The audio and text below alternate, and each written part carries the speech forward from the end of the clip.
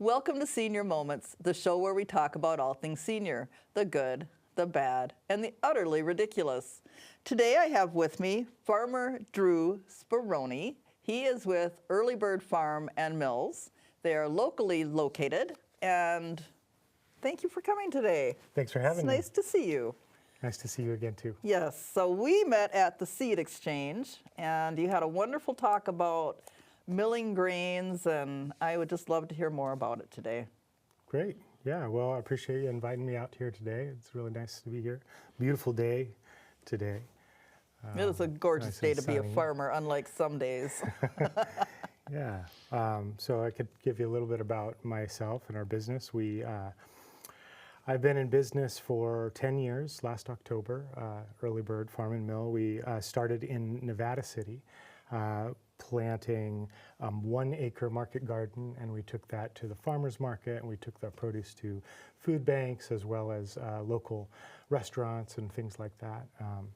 And during that time, I was working with a friend of mine who had grown some grain a little south of us in Wheatland, actually, and he had grown some rye, and he had a small mill, and he was milling it in a little storage container, and kind of had this little small business going.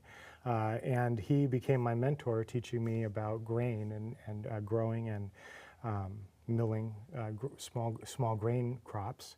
And long story short, as I grew my business, I also purchased his equipment from him when he retired, about 5 years down the road. And ever since, we've been growing the mill facility as well as growing produce and growing grains. And so we've kind of moved back and forth from different various things throughout the years. We've done everything from pastured poultry to pigs to goat milk herd share to anything that, local, getting produce to people who need it has always been really our main focus, and building community. Can I interrupt for a minute? Of course. What is a pastured chicken?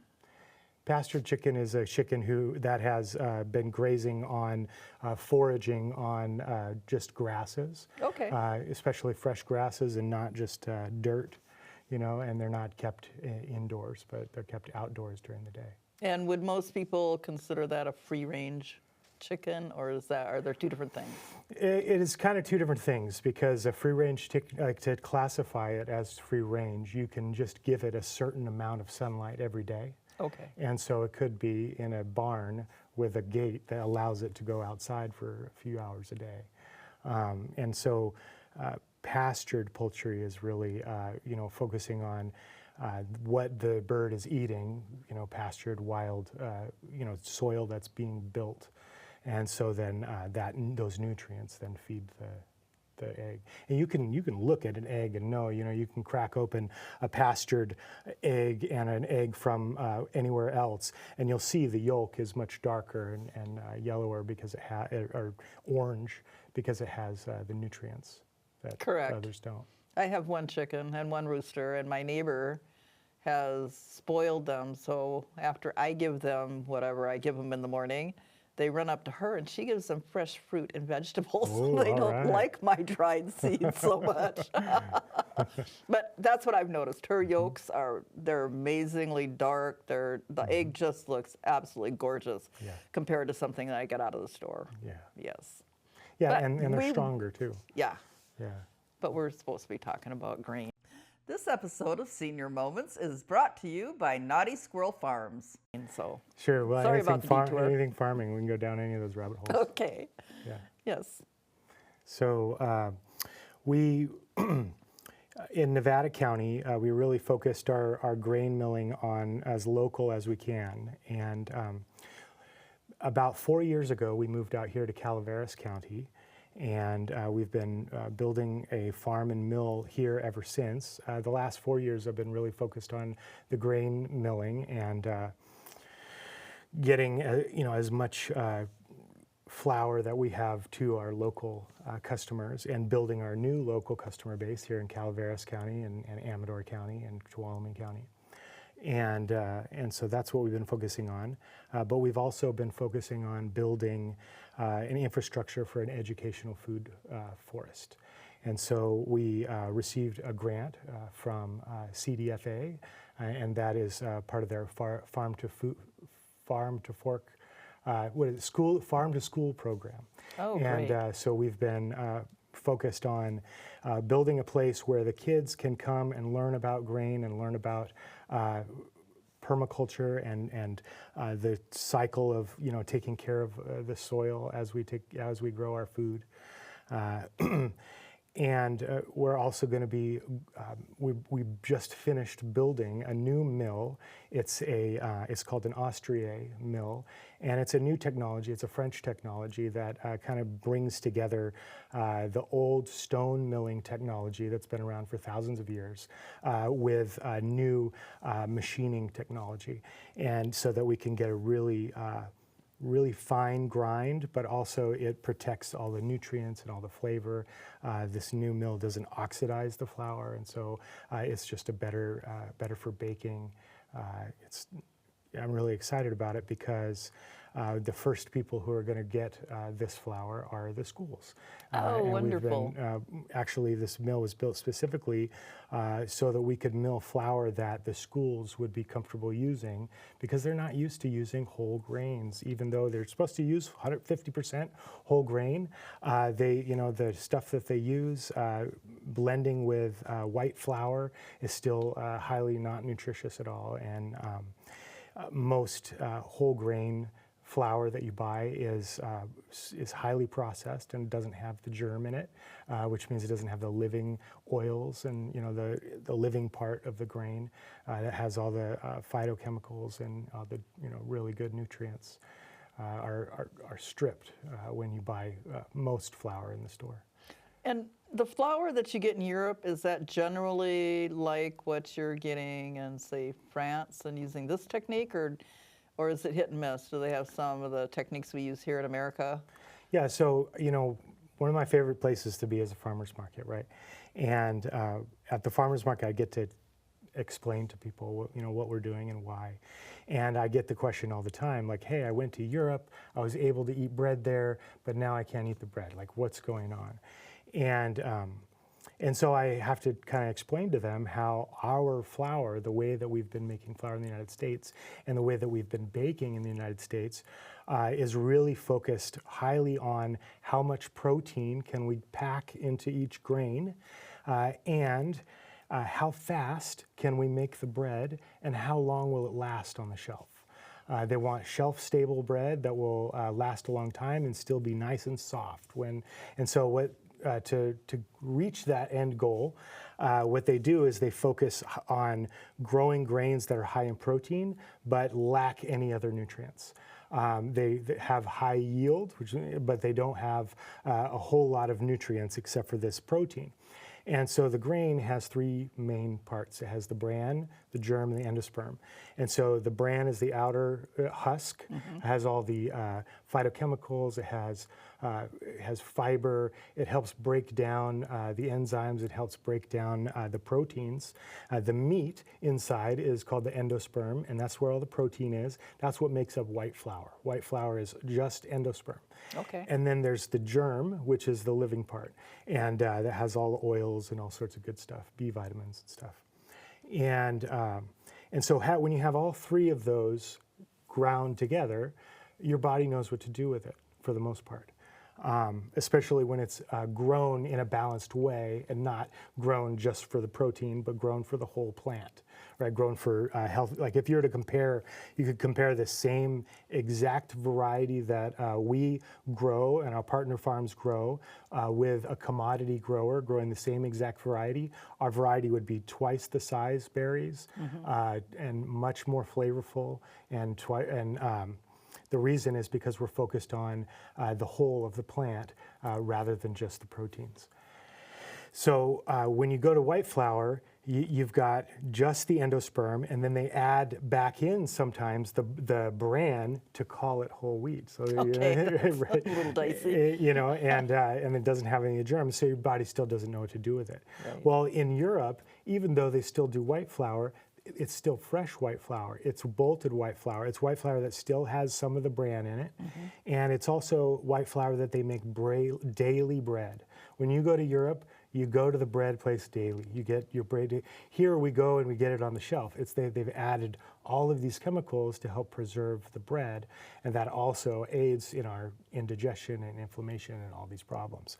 But the main problem, I would say, with the gluten, because we have all these gluten problems, right, is it's because of the white flour and not having the bran and the germ part of it, and so your body doesn't know what to do with it. It just turns to sugar really fast, and when it turns to sugar, then your liver is working really hard to expel it, and and so you have indigestion, inflammation, all sorts of problems from just white flour and unfortunately sugar too.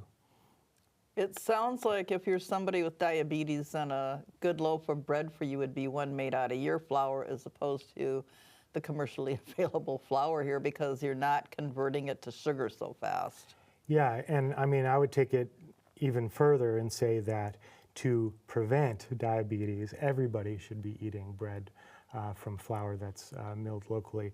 There's only about 3 mills that are milling 95% of the wheat in the United States, and all that is white flour. And if we could bring back the local mill and have local and regional mills, we could have 100,000 mills in this country milling locally and having our bread locally again. We would go a long ways in regaining our health as a country. Well, that sounds like a really good goal to me. Yes. Absolutely. Yes. Now, how do you store the flour? Like if I were to buy a bag of flour from you and I don't bake every day, how do I store it to keep it as fresh as possible? Yeah, so when you order an order from us, we bring it to you fresh. So we ship it within hours of milling. And so when you get it, I encourage you to keep it fresh. You want to have it room temperature for, I'd say, 3 months. If you're going to use it within 3 months, it'll be stable room temperature, maybe 60 degrees or so. Anytime longer than that, I would put it in your refrigerator. Okay. It'll be fine for a year. If you put it in the freezer, it'll last forever. Oh, all right. Well, I can live with that. Yeah. Do you have a lot of local, I'm going to say vendors, but it's not really a vendor, I guess. Are you stocked in local stores? Maybe that's the way to ask it. So we have been. We're transitioning away from that. We're going to be at our local farmers markets. We'll be in Murphy's and Angels Camp and a little bit at Sutter Creek, Volcano, West Point. We're going to be at a few farmers markets this year. And we're also going to be selling directly off the farm and shipping direct. We did used to be, and we're also through Produce Express. So if you're a restaurant, small restaurant or baker, you can get our product through Produce Express, wholesale distributor. But other than that, we are in Whole Foods in all of Northern California and Reno, but we're actually pulling away from that. And the reason for that is because we really want to protect the integrity of our product. And as our accounts have grown, we found that there is not enough California-grown regenerative wheat to be able to supply the demand. And so rather than branch out and get lesser quality wheat, we're going to stick to our guns, and we're going to start growing wheat here in Calaveras County so that we can keep up with the demand with the high quality wheat that we demand to mill in our mill. Now, when you say wheat, what does that cover? Does that cover rye? And I know there's like flax, there's other kinds of grains. When you say wheat, do you encompass everything, or? Yeah, so we mill a few grains, a few different grains in our wheat. Wheat is wheat, but there are other varieties. Rye is related to wheat. Okay. And then there's some we sell called triticale, and triticale is a wheat-rye hybrid. Okay. And then we have some heritage wheat, which are like older varieties of wheat that are not, they're not owned, they're not proprietary seed. And so the seed is kind of, it's protected by the farmer.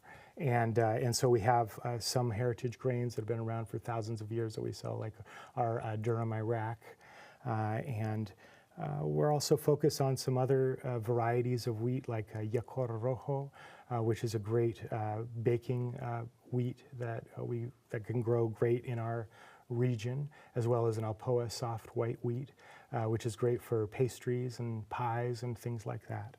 And but then we also mill corn, and we do a corn polenta and corn grits and cornmeal. We do creamy wheat. We mill a creamy wheat with our soft white wheat. And then, there are ancient grains that we have meddled with a little bit, but I don't delve too much into the ancient grains because they're very hard to process. Okay. And so for the quality and the variety and kind of what I've learned about it, it's better for me to find a really high quality wheat that grows really well in our climate than to go down the ancient grain road. I do think I remember from one of the seed exchanges that the heritage, am I using heritage right? Wheat grows way taller than the typical wheat that we have today. It can, it just depends on the variety. Okay. It really just depends on the variety. Yeah, emmer, grows a little taller, wheatgrass. But what's interesting is that we have now some folks out in Utah who have been breeding grasses into wheat so that we can have a perennial wheat.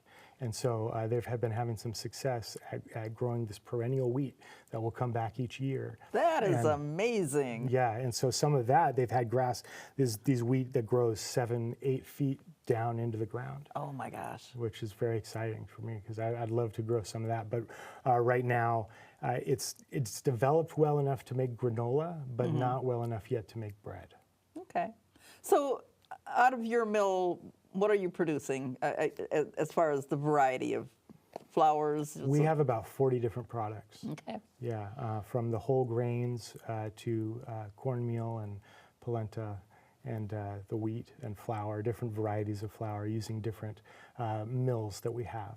I have a stone mill, and then we have another stone composite Austrier mill, and then we have another stone mill that we use for, that's from Denmark, that we use for our corn.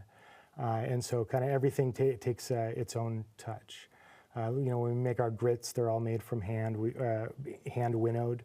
And so we use a fan and we winnow it just the same way that it's been done for thousands of years.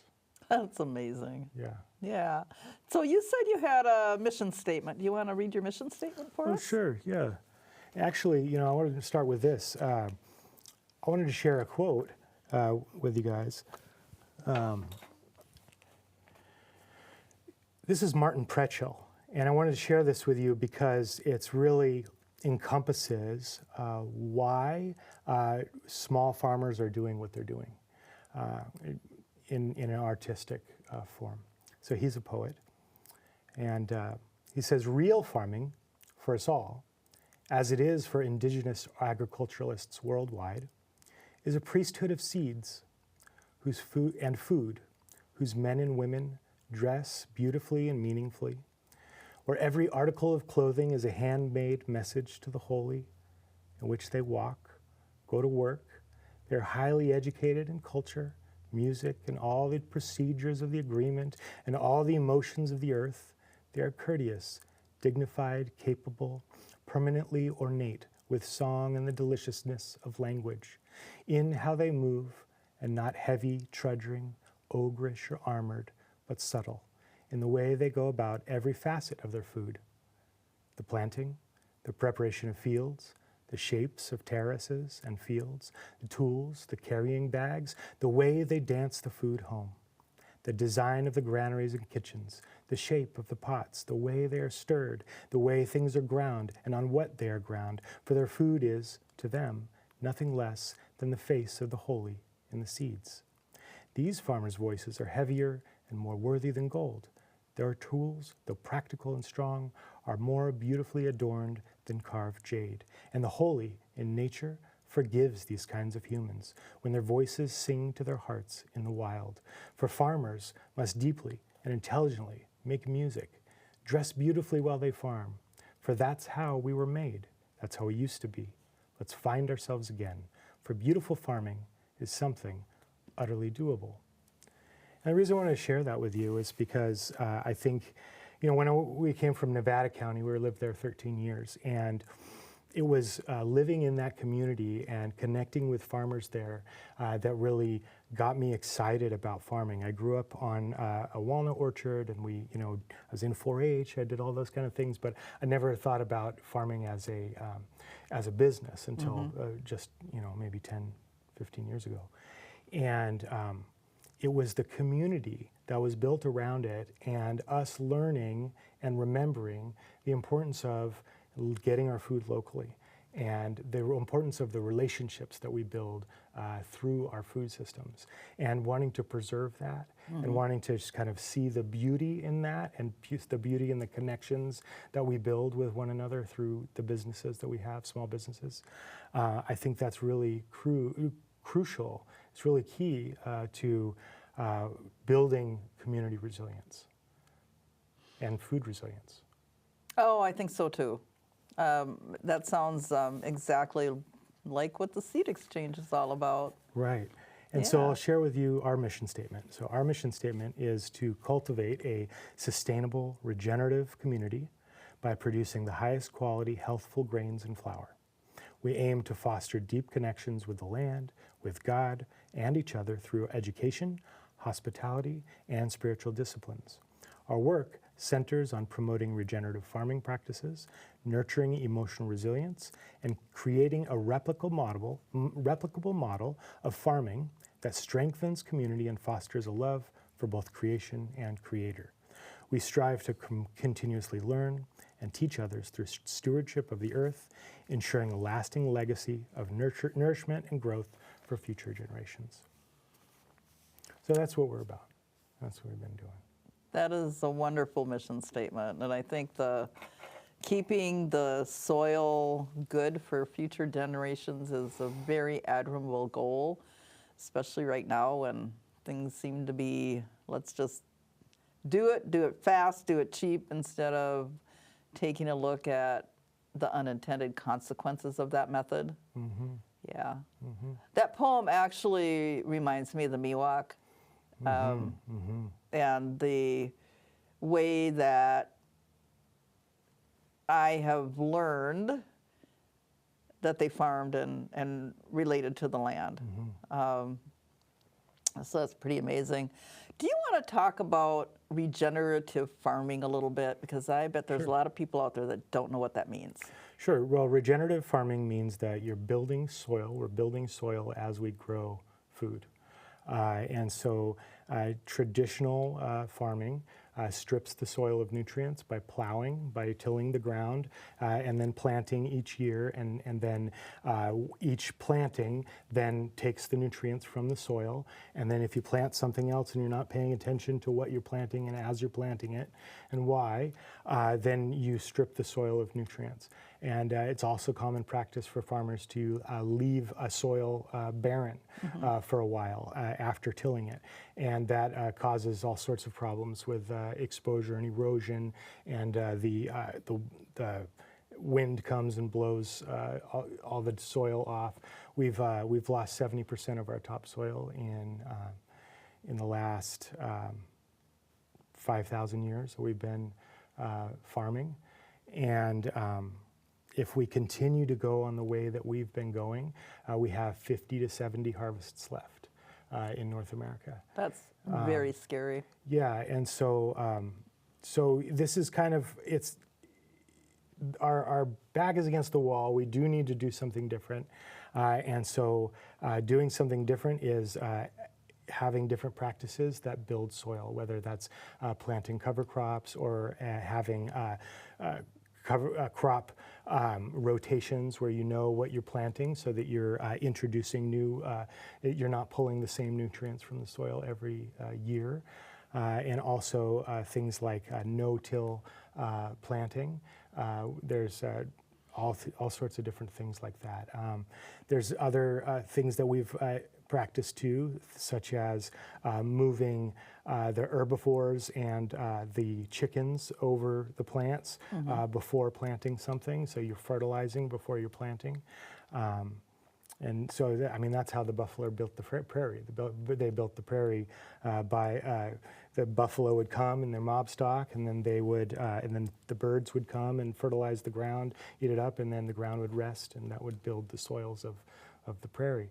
You can mimic that. Farmers mimic that by having their cows move, and then their chickens move behind. And then letting it rest and that kind of thing. And so there's many different ways to be able to build soil, and it's just really a matter of paying attention to how we're growing the food and what we're growing and that kind of thing.